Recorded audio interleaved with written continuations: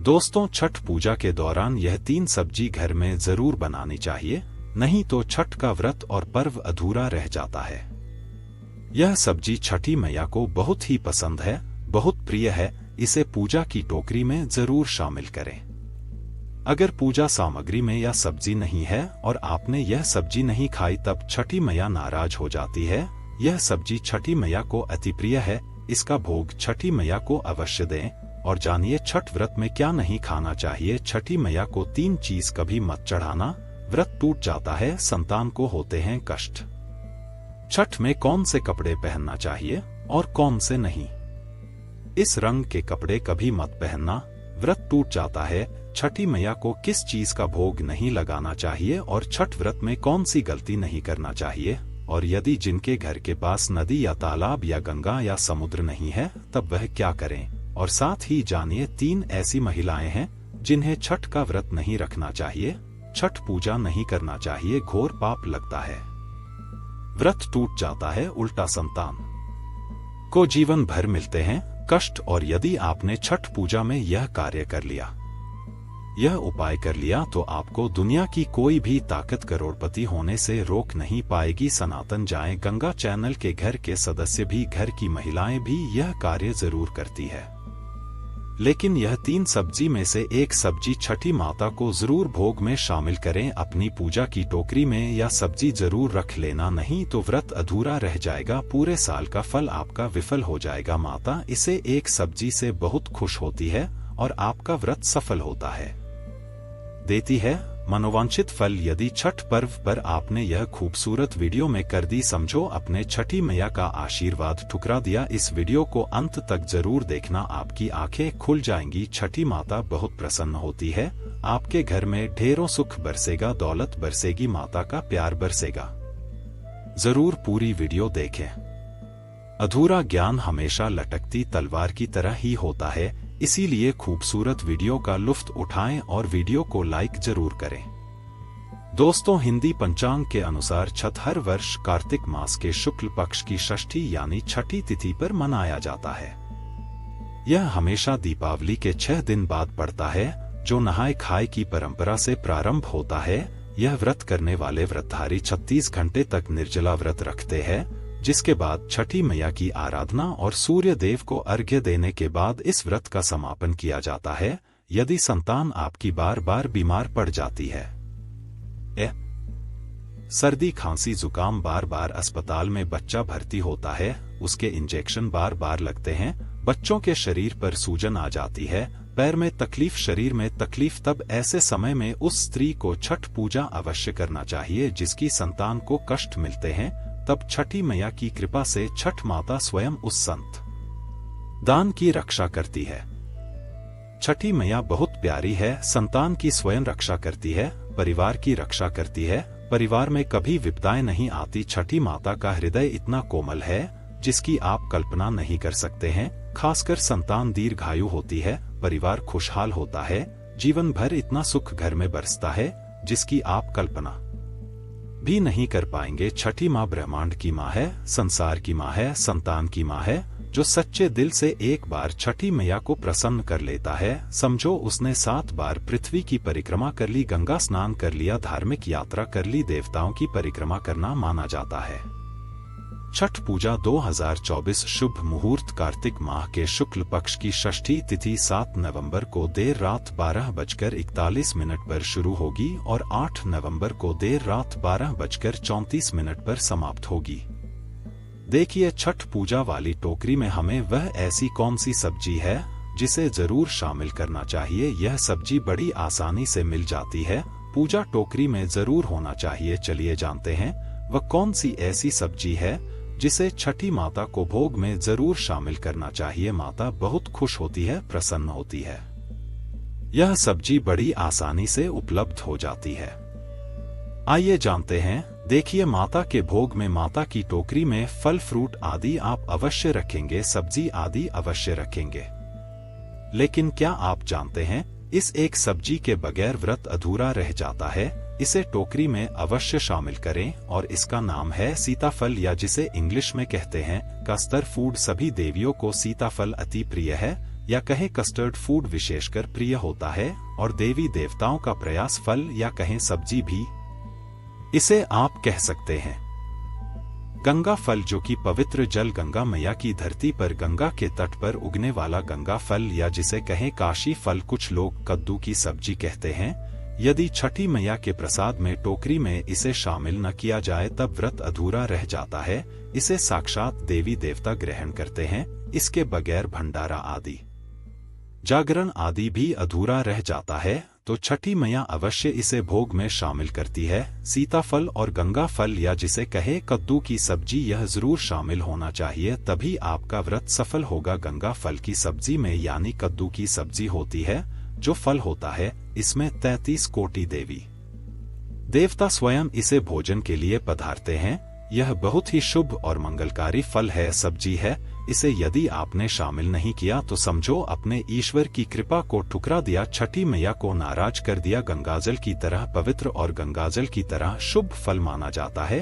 आप कुछ करें या ना करें, पर सीताफल या इंग्लिश में कहे कस्टर्ड फूड और कद्दू की सब्जी, गंगा फल की सब्जी अवश्य पूजा सामग्री में शामिल करें। अत्यंत आचार्यजनक रूप से बहुत ही शुभ और विशेषकर मनुष्य के लाभ के लिए अति उत्तम है। छठी माता के प्रसाद में यह 6-7 प्रकार के फल सब्जियां अवश्य रखी जाती है। उनके नाम है शकरकंद, मूली की सब्जी, लौकी की सब्जी, लाल गाजर, हरे भरे सिंघाड़े, हल्दी और अदरक प्रमुख फल और सब्जियां हैं। यह सारी सब्जियां और फल पूजा सामग्री में जरूर शामिल की जाती है।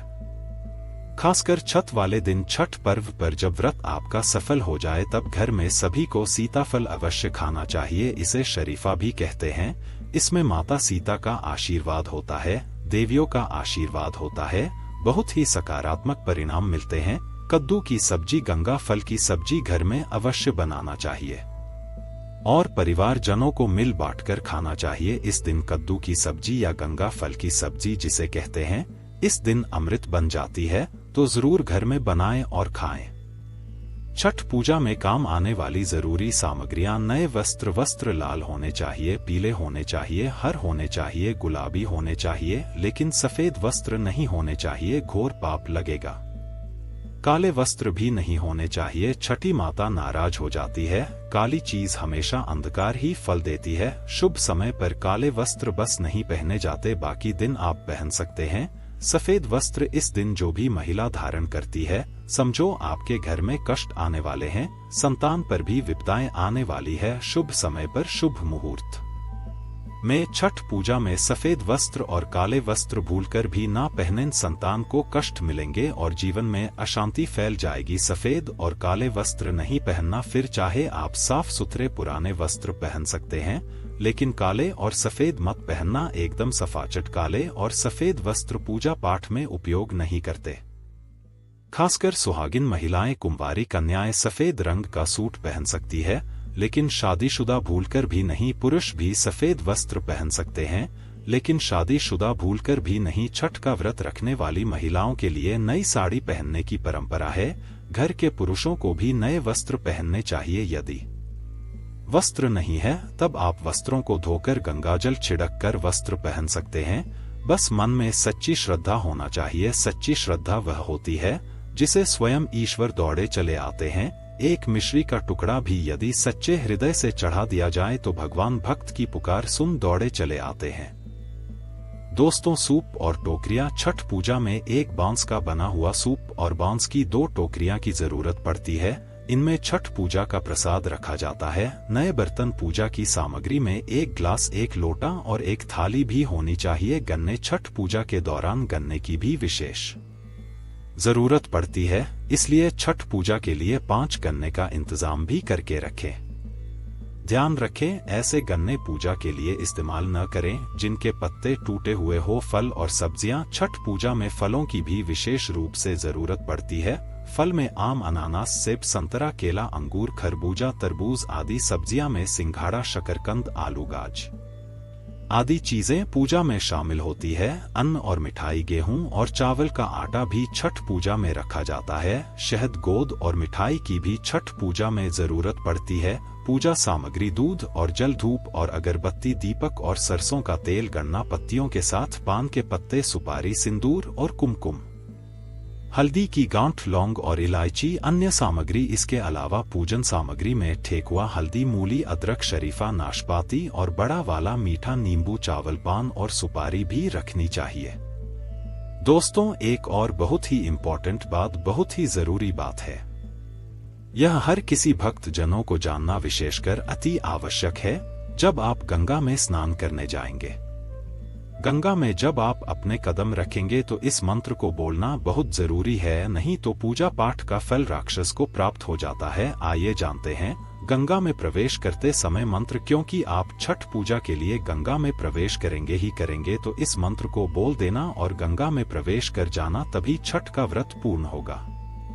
कई लोग क्या करते हैं, बिना मंत्र के गंगा में प्रवेश कर जाते हैं, जो कि उनके समस्त फल राक्षस को चला जाता है। आइए जानते हैं मंत्र। गंगा में छठ पूजा के समय प्रवेश करते समय यह मंत्र बोलते हैं, गंगे च यमुने चैव गोदावरी सरस्वती नर्मदे सिंधु कावेरी जल स्वयं सन्निधि कुरु। दोस्तों, दूसरा है ओम हरि गंगा आय और मरीन स्वाहा। तीसरा मंत्र है ओम नमो गंगा विश्वरूप इन्हीं नारायणी नमो नम। चौथा मंत्र है ओम जय गंगे माता मैया जय गंगे माता। इन चारों मंत्रों में से आप कोई भी एक मंत्र बोलकर गंगा में छठ पूजा के समय प्रवेश करें, नहीं तो बिना मंत्र के प्रवेश यदि आपने किया तो सारा फल, पूरे साल भर की मेहनत, साल भर के इस त्योहार में राक्षसों जो होते हैं उसे इसका फल मिल जाता है और आप जिंदगी भर परेशान ही रहते हैं, गरीब ही रहते हैं। हमारे कई हिंदू भाई बहन हैं जो कि बिना मंत्र के गंगा में प्रवेश करते हैं, इसी कारण उन्हें फल नहीं मिलता। हमारे 90 लाख फॉलोवर हैं। हम हिंदू धर्म की सभी बातें तर्क के साथ बताते हैं। हम नहीं चाहते आपके साथ कुछ भी गलत हो और आपका सारा फल विफल हो जाए, राक्षस को चला जाए। इसलिए फल की प्राप्ति के लिए मंत्र तो बोलना अति आवश्यक है। इस प्रकृति का भी एक नियम है, जो प्रकृति के नियम तोड़ता है उसे भैया बुरे परिणाम तो मिलते ही है। दोस्तों, यह तो रही पूजा सामग्री, अब यह जानना भी अति आवश्यक है। दोस्तों, अब हम यह जानते हैं कि ऐसी कौन सी महिलाएं हैं जिन्हें छठ पूजा नहीं करनी चाहिए। लगता है घोर पाप और व्रत टूट जाता है, छठी मैया क्रोधित हो जाती है। हम यह भी बताएंगे माता को क्या चढ़ाना चाहिए, क्या नहीं, खाने में क्या खाना चाहिए और क्या नहीं। हम इस वीडियो में बारी बारी जानकारी बताएंगे, तो वीडियो आज की बहुत ही सुंदर है, अंत तक बन रहे। सुंदर सी वीडियो को पहले लाइक करें और हमारे चैनल को सब्सक्राइब जरूर करें। सच्चे दिल से कमेंट में लिखें जय हो छठी मैया की। छठी मैया स्वयं आपकी संतान की रक्षा करेंगे। आपके घर में छठी मैया खुद चलकर आएंगी, माँ का होगा पास। दोस्तों, छठ पूजा का व्रत ऐसी महिलाएं गलती से भी ना रखें, अन्यथा आपकी संतान की मृत्यु हो सकती है, पति पर भारी संकट आ सकते हैं, उल्टा पाप के भागीदार बन सकते हैं। ऐसी महिलाएं छठ पूजा से रहे दूर। दोस्तों, कार्तिक मास की षष्ठी को मनाई जाती है। छठे दिन पूजी जाने वाली षष्ठी को बिहार में आसान भाषा में छठी मैया कहकर पुकारना है। यह त्योहार अपितु महाराष्ट्र, झारखंड, उत्तर प्रदेश तथा पश्चिम बंगाल, यहाँ तक कि विदेशों में रहने वाली महिलाएं भी भली भांति इस पर्व को मानती है। मान्यता है कि छठ पूजा के दौरान पूजी जाने वाली माता सूर्य भगवान की बहन है, इसीलिए लोग सूर्य को अर्घ्य देकर छठ मैया को प्रसन्न करते हैं। वहीं धर्मशास्त्र और पुराणों में मां दुर्गा के छठे रूप कात्यायनी देवी को भी छठ माता का ही रूप माना जाता है। छठ मैया को संतान देने वाली माता के नाम से भी जाना जाता है। मान्यता है कि यह पर्व संतान के लिए मनाया जाता है। खासकर वह जोड़े जिन्हें संतान की प्राप्ति नहीं हुई है तो वह छठ का व्रत रखते हैं। वहीं सभी अपने बच्चों की सुख शांति के लिए छठ मनाते हैं। लेकिन क्या आप जानते हैं, कुछ ऐसी महिलाएं भी हैं जिन्हें छठ पूजा का व्रत गलती से भी नहीं रखना चाहिए। यह सबसे बड़ा घोर पाप माना जाता है। महिलाएं ऐसी गलती कभी ना करें। तो चलिए जानते हैं देखिए, सबसे पहले अपनी राशि कमेंट बॉक्स में जरूर डाल दीजिएगा। यदि आपकी राशि के अनुसार हमारे पास कोई उपाय होगा तो वह आकर हम आपके कमेंट का रिप्लाई में बता देंगे। और हाँ, एक लाइक जरूर करें। जय हो छठी मैया की। दोस्तों, शास्त्रों के अनुसार जो लोग अधूरी शादी करते हैं वर्ष शास्त्र का अपमान करते हैं।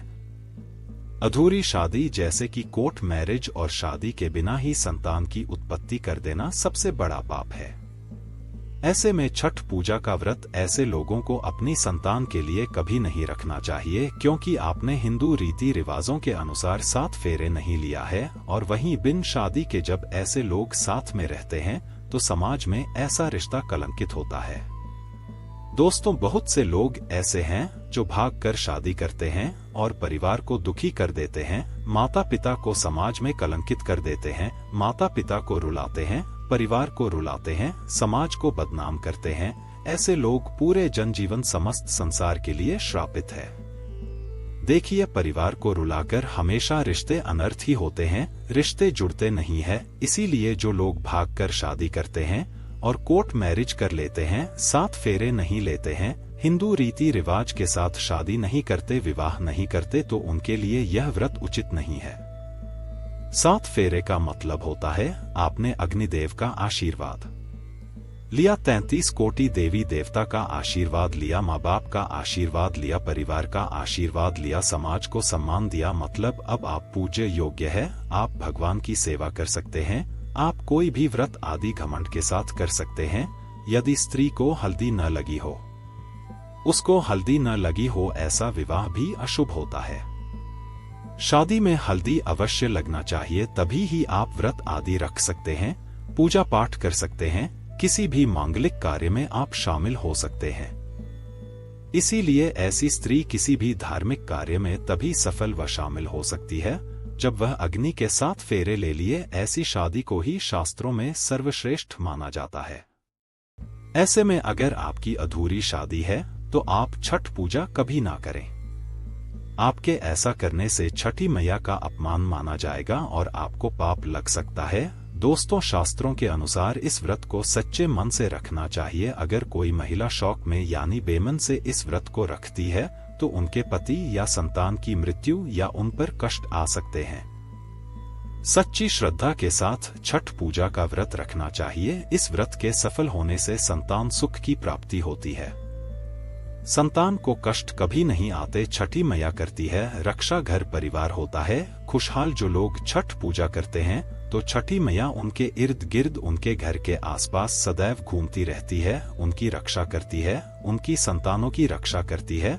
जो बांझ महिलाएं हैं उन्हें संतान सुख की प्राप्ति देती है, लेकिन सच्चे हृदय से ही माता को पुकारे। दोस्तों, छठ पूजा करने से सैकड़ों युगों के फल की प्राप्ति होती है, परिवार में सुख समृद्धि धन की प्राप्ति होती है। छठी मैया की पूजा से सभी मनोकामनाएं होती है पूरी। वहीं कुंवारी कन्याएं और पुरुष भी छठ पूजा कर सकते हैं। छठ पूजा का फल कई लाख गुना प्राप्त होता है। इससे व्यक्ति के सभी पाप खत्म हो जाते हैं और सुख समृद्धि की प्राप्ति होती है। छठ पूजा का व्रत पूरा करने से स्वयं छठी मैया आपके पूरे घर की रक्षा करती है। दोस्तों, अब यह भी जान लेते हैं कि छठ मैया को ऐसी कौन सी 3 चीजें हैं जो नहीं चढ़ानी चाहिए, भयंकर पाप लगता है। दोस्तों, नंबर 1, सूर्य भगवान को अर्घ्य देने के लिए तांबे का लोटा ही प्रयोग करें, लेकिन भूलकर भी चांदी, स्टील, शीशा और प्लास्टिक के बर्तन से अलग नहीं देना चाहिए, इससे वृद्ध टूट सकता है। दोस्तों, नंबर 2, व्रत के दौरान घर में कभी भी मांसाहारी न बनाएं और न ही परिवार में किसी को खाने दें। जो लोग इस दिन लहसुन प्याज का खाना बनाते हैं और खाते हैं तो उन्हें छठी मैया उल्टा बर्बाद कर देती है, श्राप दे देती है। इस दिन छठी मैया को भोग लगता है, तो घर में यदि आपके परिवार में किसी ने व्रत रखा है तो आप भी लहसुन प्याज का इस्तेमाल न करें। आप किसी और दिन को खा सकते हैं, लेकिन मांस, मदिरा, लहसुन, प्याज आदि ना खाएं। मान लीजिए छठ व्रत आपकी बहन ने रखा है और आप दूर भी रहते हैं, तब भी आप लहसुन प्याज न खाएं, नहीं तो उनका व्रत टूट सकता है। साथ ही साथ व्रत के दौरान घर में मदिरा आदि और धूम्रपान भी नहीं करना चाहिए। दोस्तों नंबर 3, छठी मैया का प्रसाद बहुत ही शुद्धता के साथ बनाया जाता है। उनका प्रसाद हमेशा ऐसे चूल्हे पर बनाएं जिससे ताज़ी लेपा गया हो। यदि गैस पर बना रहे हों तो गैस स्टोव को अच्छी तरह से धो लें। पहले से बने चूल्हे पर कभी प्रसाद ना बनाएं, इसके लिए नया चूल्हा ही बनाएं। दोस्तों नंबर 4, सूर्य को अर्घ्य देने से पहले कभी भी भोजन ग्रहण न करें, घोर पाप लगेगा। व्रतधारी लोगों को पहले और दूसरे दिन सूर्य को जल देने के बाद ही भोजन करना चाहिए। व्रत के दौरान भोजन के प्रति मन में लालसा न रखें, व्रत टूटता है। नंबर 5, छठी मैया से मांगी मन्नत अगर पूरी हो जाए तो आपको अपनी मन्नत का पूरा होने की विशेष पूजा जरूर करनी चाहिए, अन्यथा मैया के प्रकोप का सामना करना पड़ सकता है। नंबर 6, छठ का व्रत करने वालों को जमीन पर 4 दिन तक सोना चाहिए। छठ पूजा वाले कमरे में ही अपना आसन लगाना चाहिए। ऐसे में आपको छठ मैया का ध्यान करते रहना चाहिए, इससे माँ आपके व्रत को संपूर्ण करती है और कोई भी विघ्न बाधा नहीं आती है। नंबर 7, जिस जगह पर प्रसाद बन रहा हो वहां साधारण भोजन भी नहीं बनाना चाहिए, साथ ही साथ उस स्थान पर खाना भी वर्जित है। दोस्तों नंबर 8, प्रसाद बनाते हुए नमक का हाथ भी किसी पूजा की वस्तु या प्रसाद से नहीं छूना चाहिए। दोस्तों नंबर 9, पूजा के दौरान अपनी वाणी को बुरी बातों से थोड़ा दूर रखें, जुबान पर गंदे विचार भी नहीं लाना चाहिए। छठी मैया का आशीर्वाद पाने के लिए मन में गंदे विचार नहीं लाना चाहिए। नंबर 10, घर में पूजा के दौरान झूठे बर्तन और गंदे कपड़ों का ढेर बिल्कुल नहीं होना चाहिए। इससे छठी मैया क्रोधित हो जाती है और व्रत टूट जाता है। छठी मैया को साफ सफाई बहुत पसंद है। व्रत के दौरान अपने घर को साफ सुथरा रखें और गंगा जल से छिड़काव अवश्य कर लें, इससे पूरा घर पवित्र हो जाता है और छठी मैया का आशीर्वाद प्राप्त हो जाता है। दोस्तों आज हम आपको छठी मैया की कृपा पाने के लिए एक ऐसा उपाय बताएंगे जिससे आप सबसे जल्दी करोड़पति हो जाएंगे। मैं छठी मैया की सौगंध खाता हूँ, अगर आपने यह उपाय कर लिया तो आपको दुनिया की कोई भी महाशक्ति, कोई भी व्यक्ति करोड़पति होने से, धनी होने से, धन ऐश्वर्य, प्रगति, सौभाग्यशाली, उत्तम जीवन साथी, धन संपदा, सकारात्मक ऊर्जा प्राप्त करने से कोई नहीं रोक पाएगा। यह उपाय आप कॉपी पेन पर लिखकर रख लें, आपके बहुत काम आएगा। हम उपाय बताने वाले हैं, उपाय को ध्यान से सुनना, आपकी कायाकल्प हो जाएगी। यह उपाय छठ पूजा वाले दिन ही करना है। आइए जानते हैं उपाय। यह उपाय आपको हमारे चैनल पर ही मिलेगा। यदि कोई और यह उपाय बताए तो समझो वह फ्रॉड है। देखिए, एक नमक का पैकेट ले ले, पिसा हुआ ढीली वाला ले सकते हैं, और एक पानी की बोतल और 51 रुपए की दक्षिणा तथा 100 ग्राम की सरसों के तेल की बोतल और 50 ग्राम सूखी लाल मिर्च, 500 ग्राम चावल और 500 ग्राम उड़द की काली दाल और 5 रुपए के बताशे। ये सभी 8 सामग्री एकत्रित कर लें, किसी कपड़े में बांध लें या थैली में ले ले। सभी सामग्री को मिक्स मत करना, अलग अलग पैकेट में एक ही थैली में डाल लें। अब अपने शिशु के ऊपर से, संतान के ऊपर से 7 बार उतारा करें। अब यह सामग्री किसी गरीब व्यक्ति को दान में दे देना। मैं छठी मैया की सौगंध खाता हूँ, मैं छठी मैया की सौगंध खाता हो। यदि आपका बच्चा, आपका शिशु स्वस्थ न हो जाए, आप धनी न हो जाए तो मुझे बताना। आप हमारे चैनल को सब्सक्राइब कर देना, आपका भाग्य बदल जाएगा। यदि आप व्यापारी हैं तो आपका व्यापार 100 गुना बढ़कर चलेगा। यदि आप स्टूडेंट हैं तो आपका मन पढ़ाई में खूब लगेगा, सरकारी जॉब लगेंगे, संतान की प्राप्ति होगी। विवाह में हो रही देरी तो वह भी पूरी हो जाती है। यदि बीमार व्यक्ति आपके घर में कोई हो और खाट पर पड़ा है तो उस बीमार व्यक्ति के ऊपर से इसे 7 बार उतार देना, यह दान कर देना, वह तुरंत ठीक हो जाएगा। यदि व्यापार मंदा चल रहा है तो गल्ले के ऊपर से 7 बार उतार कर इसे दान कर देना, बहुत फर्क पड़ेगा। दोस्तों ये उपाय हम भी जरूर करते हैं और हम अवश्य करेंगे। हमें छठी मैया की कृपा साक्षात प्राप्त हुई है। यह उपाय सैकड़ों साल से हमारे बुजुर्ग करते चले आ रहे हैं और यह उपाय मैं अवश्य करता हूँ। आप यह कार्य पूर्णिमा, अमावस्या पर भी कर सकते हैं। दोस्तों एक और महान उपाय, आप नदी या तालाब या समुद्र के तट पर अवश्य जाएंगे छठ पूजा के लिए, तो यह उपाय आपके सोए हुए भाग्य को चमका देगा। आइए जानते हैं। देखिए, छठी मैया की पूजा के लिए आप तट पर अवश्य जाएंगे, तब आप अपने साथ में तांबे का सिक्का या चांदी का सिक्का अवश्य हाथ में ले। जाएं और जब आपकी पूजा संपन्न हो जाए तब छठी मैया का यह मंत्र बोलकर इस सिक्के को पानी में प्रवाहित कर देना, विसर्जित कर देना। मंत्र है ओम ह्रीं ह्रीं सूर्याय नमः। इस मंत्र को 3 बार बोलना है और सिक्के को जल में विसर्जित कर देना। फिर आप देखना लंबे समय से जो परेशानी चली आ रही थी वह दूर हो जाएगी। लंबे समय से जो घर में बीमारी थी दूर हो जाएगी। लंबे समय से घर में जो गरीबी थी, किसी का श्राप लगा था, संतान बीमार है, वह ठीक हो जाएगी।